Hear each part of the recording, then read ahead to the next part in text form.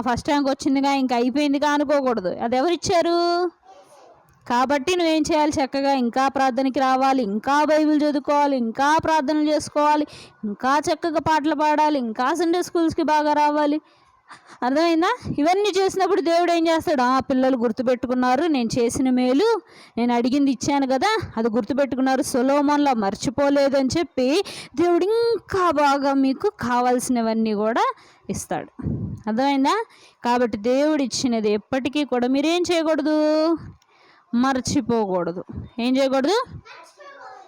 సరే, మోకరించండి అందరూ. మోకరించి చేతులు జోడించి కళ్ళు మూసేయాలి. అందరూ ప్రార్థన చేయండి. మీకేం కావాలో యేసయ్యని అడగండి. సొలొమోను చక్కగా జ్ఞానం కావాలని అడిగాడు. మీకేం కావాలి? చదివింది గుర్తుపెట్టుకోవాలా? అడగండి యేసయ్యని. పప్పల కావాలా? అడగండి యేసయ్యని.